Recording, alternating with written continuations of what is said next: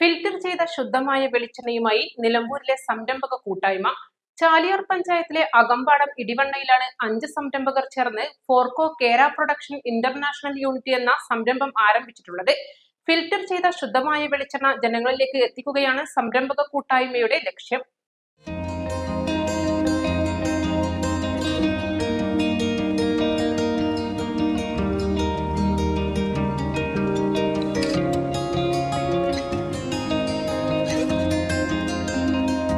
ഭക്ഷണ വിഭവങ്ങളിൽ മലയാളി കൂടുതൽ ഉപയോഗിക്കുന്ന വെളിച്ചെണ്ണ മായമില്ലാതെ വാങ്ങാനുള്ള അവസരമൊരുക്കുകയാണ് ഫോർകോ കേര പ്രൊഡക്ഷൻ.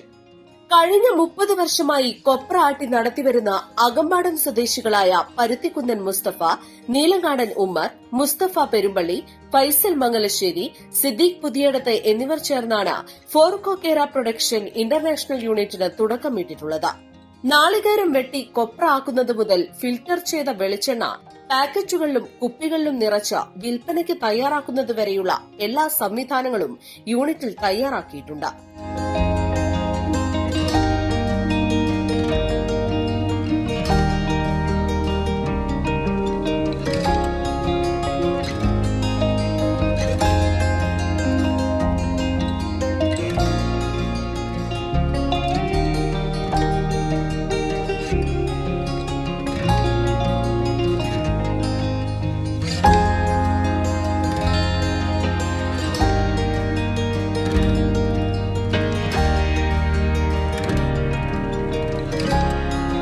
ഇന്നു മുതൽ ഫോർകോ കേര എന്ന ബ്രാൻഡിൽ ഫിൽട്ടർ ചെയ്ത വെളിച്ചെണ്ണ വിപണിയിൽ ലഭ്യമായി തുടങ്ങി.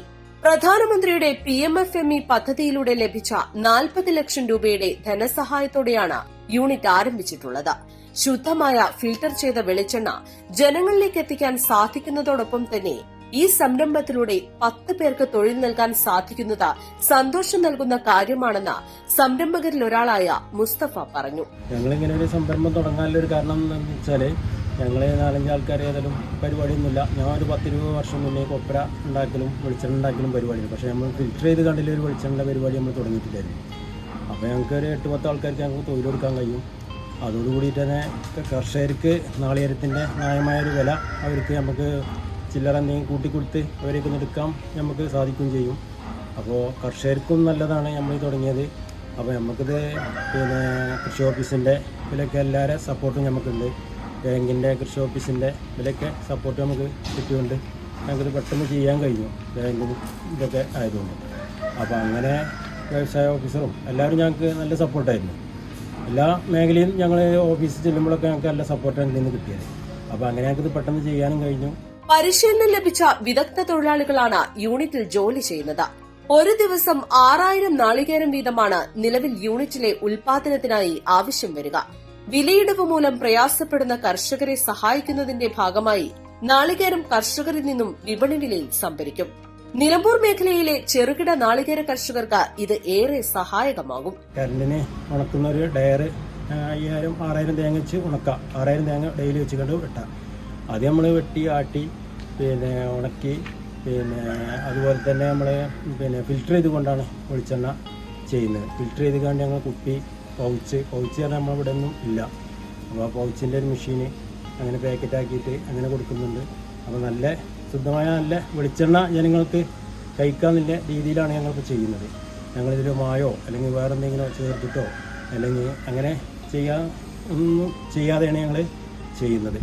അങ്ങനെ ശുദ്ധമായ വെളിച്ചെണ്ണ ജനങ്ങൾക്ക് കറി ഉണ്ടാക്കാം ഒരു ഉദ്ദേശത്തിലാണ് ഞങ്ങൾ ഈ സംരംഭം തുടങ്ങാൻ കാരണം. വെളിച്ചെണ്ണയ്ക്ക് പുറമെ തേങ്ങാപ്പാൽ, തേങ്ങാപ്പൊടി, പൌഡർ, വിനാഗിരി, വെർജിൻ ഓയിൽ എന്നിവയും ഘട്ടം ഘട്ടമായി യൂണിറ്റിൽ നിന്നും പുറത്തിറക്കുമെന്നും ഇവർ പറഞ്ഞു. രാവിലെ നടന്ന ചടങ്ങിൽ ചാലിയാർ ഗ്രാമപഞ്ചായത്ത് പ്രസിഡന്റ് P. മനോഹരൻ യൂണിറ്റിന്റെ ഉദ്ഘാടനം നിർവഹിച്ചു.